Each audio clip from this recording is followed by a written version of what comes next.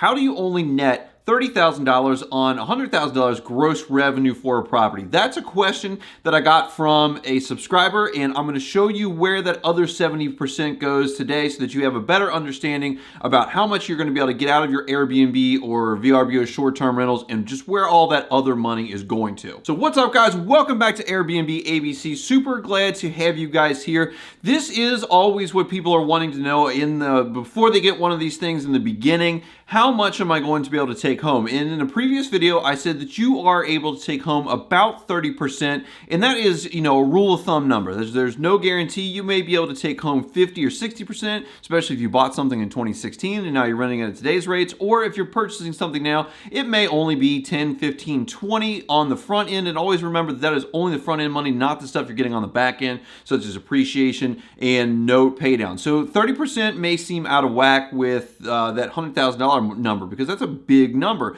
But the thing that you have to realize is that in this business of renting short-term rentals, especially these top tier properties that I talk about so often in these very in-demand areas, you are going to also be putting out a lot of money as well, either on fixed costs or just your things that come up over the course of time with that property. And the best part about this is that back in October of 2022, we did purchase a property, probably the one that I think is going to do $100,000 for us anytime in the near future. And so it's the perfect example for me to share with you guys. Now, this is a 2-bedroom, 2-bath officially cabin that we rent out as a 3-bedroom, 2-bath because we have repurposed the loft to be an open bunk bed bedroom. And so we have the 2 closed bedrooms with king-size beds that allows really for 2 families to be there with 2 additional children each and have a great vacation if they use the pull-out sofa, which is totally normal in the Smoky Mountains market. This gives us a perfect opportunity to go over this. This cabin costs us $600,000 to get into, with about $110,000 to acquire, with the 15% down, closing costs, and all the various fees and inspections that go along with that. And so I'm going to break down what all that money is going to end up going to, and again, how we get to that $30,000 or 30% that you could potentially take home in your pocket. So the first thing is going to be pretty obvious to you guys. It's going to be the mortgage, and this is going to be your biggest expense. At least I hope it's your biggest expense in any given month, or something has gone unexpectedly wrong, and we're going to get to that towards the end of the video. With your mortgage, there are going to be a lot of variables. The biggest one is, how much does the property cost? For the Smoky Mountains market, if you want to get $100,000 in gross income, you're probably going to be looking between, at the very minimum, $550,000, probably up to $750,000, with which I think that $600,000 is probably where you're going to be if you're looking for $100,000 of gross income. When you're looking at all that, there's a lot of variables that go along with how much your mortgage is. And there's a lot of you guys out there that are probably familiar with this, so we're going to go over pretty quickly. But your down payment percentage, your interest rate, and then whatever your escrow is for your taxes and insurance. And that can vary quite widely. And it's one of the reasons why I really love the Smoky Mountains market. Taxes are extremely low. I mean, I think I don't even really know what they are off the top of my head, but I believe it's about $1,200 a year for taxes on $600,000 of value, and about another $1,200, $1,300 a year for insurance. So obviously, if your down payment amount is higher, your mortgage amount is going to be lower because you're financing less. And again, if your interest rate is higher, your mortgage will be higher. That's just, how things go. There will be a portion of that is your principal amount. And so that money is going to go in your pocket. It's probably not an insignificant amount either on a $600,000 cabin. I believe ours is $800,000. So $800 a month is going into our net worth, and it's growing the equity in that property. And that doesn't pay the bills, but it does add up in the end. And really, equity growth is where I've gained the majority of my money out of any of these rental properties, be it my long terms or my short terms. So for us, we had 15% down. We had a 6.25% interest rate, and we financed it for 30 years. I believe that our mortgage is somewhere around $3,400, but I went ahead and said, well, you're going to be at about $3,500 a month, or $42,000 a year in mortgage expense alone. And that, since everything is going to be over $100,000, we can just easily make these percentages, is going to be about 42% of your gross income is going straight back out the door as your mortgage payment, with a little bit of that going in your pocket as equity gain. Your next biggest expense that you're going to have is most most likely going to be your cleaning fees. This is also highly variable, and if you guys find good cleaners, it's always recommended to pay them well, to treat them extremely well, get them what they want, because having an extremely clean place is exactly what your guests are looking for. They will say it in the reviews. It will get you the 5-star reviews. And also making sure that they're doing their cleaning and they're turning on time so that it is ready on time when the guests arrive, and you can, live up to the expectations that you sold them this vacation on. The biggest variable for this is going to just be your cost and how often they're there. Obviously, bigger properties cost more money to have clean. With a property of this size, $600,000, and it being a 3-bedroom, 2-bath, it's about a 1,500 square foot cabin. We have this priced at $190 per turn, and that is really just a little bit higher because we have bunk beds. Cleaners really don't like bunk beds, and I can see why. They're kind of a pain in the butt to make.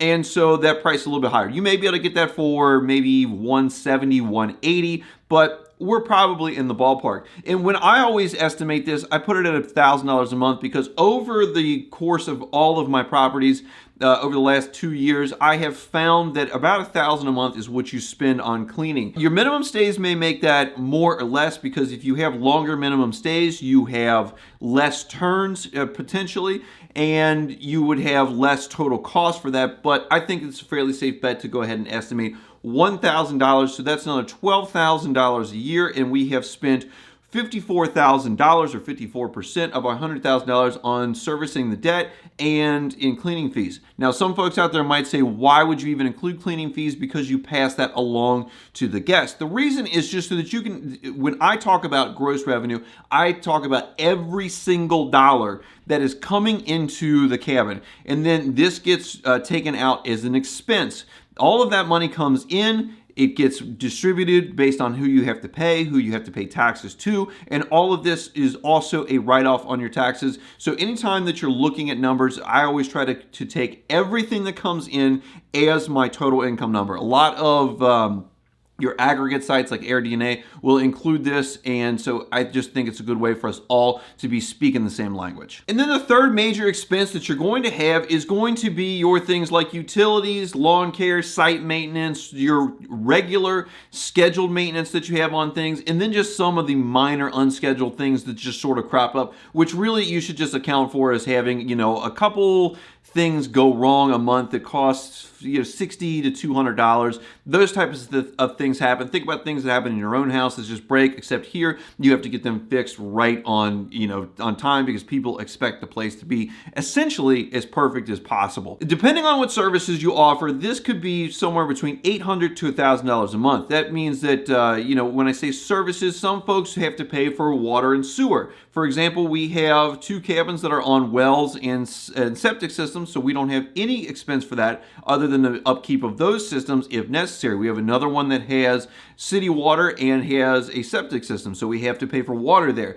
If you pay for cable or not, or if you just make people bring their own streaming services, depending on how much internet you pay for, these all are going to be variations on what it is that this number is going to be. Another big one is your electric bill. That will obviously be much higher in the winter if you have areas that get very cold. And in the summertime, it'll be much lower just because it's much more expensive to heat than it is to cool. And really, hot tubs, when you look at those, really don't affect your bill too terribly much, either way. Pools, indoor pools that you have to heat and then dehumidify those rooms, that's going to run your electric bill up.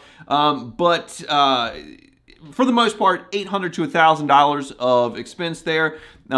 Some things are seasonal, like the lawn care, but overall it just tends to balance out at $800 to $1,000. You'll have, again, some minor unplanned maintenance that sort of gets lumped in with this, but we have spent another $12,000 if you go on the high end of that to $1,000, which is always good to estimate high when you're looking at your expenses. And so we are up to $66,000 or 66% of our $100,000 spent. And so now we start looking at what we are able to take out of it for our own pocket. So with the $34,000 that we have left, we can either take that at home as profit, we can save that either to roll forward into another property or for a rainy day fund, which is, I highly recommend that you all have at least like $7,000 to $10,000 in reserves per property that you have, because you can eat that up very quickly in unscheduled maintenance. You know, we've had several incidents of unscheduled maintenance, stuff that was just totally not foreseen. Some of the things, you know, we knew they were going to come sooner than later, but when they go out, it becomes unscheduled maintenance. There's one cabin that right after we bought it, we put in an HVAC unit, we put in a well pump. In between those two things there, we are up to almost $10,000, and those were in pretty rapid succession. We had our winter storm disaster. I have a video, I'll try to link it up here if I remember to do that, where we had cancellations, we had pipes break, we ended up between repairs and lost revenue from bookings we had to cancel. We were probably in the area of $15,000 to $17,000 of repairs and lost income. And so those things can add up quickly, which is why, you know, your $30,000, if you can get that out of your $100,000 and you've had a good year with really, you know, very little unscheduled maintenance, maybe your cleaning fees were a little bit lower because you ran your minimum stay out a little bit farther, you could potentially bring home $30,000 or 30% of this $100,000 that you started with. So if you're on the other end of the screen here and you're thinking, man, 30 grand out of $100,000 and all that hassle and stuff, is that even worth my time to do? And you know, I'll ask you, when's the last time that you've gotten a $30,000 raise at work? It's probably, for most folks out there, it's a thing that has never happened. And so when you look at our cash on cash return, you take that $30,000, you divide it by the amount that we put into it, which is about 110. We are looking at about a 27%, 27 and some change percent cash on cash return on the front end. That's just the money that we are able to pull off of this if we wanted to. That is going to be about 3 times the average return of the stock market, which stock market's about 7 to 10% a year before inflation is factored into that. But the difference is when you have the stock market it gains, that money goes up and it sits there. And if you want to take that out, you have to sell it. Whereas in this case, we can actually just take that money, and for the most part, we're not going to have to pay too terribly much tax on it. Now, that is just on the front end of the deal. You still have your note pay down, your appreciation, and all the tax benefits on the back end of the deal. And so when we take our note pay down and even minimal appreciation of like 3%, which the Smoky Mountains market, I don't know the last time it's appreciated at only 3%. We're probably looking, even now with, you know, prices leveling out a little bit, we're probably looking at least 5%, but at 3%, it would drive our total return to around 50%, maybe a little over 50%.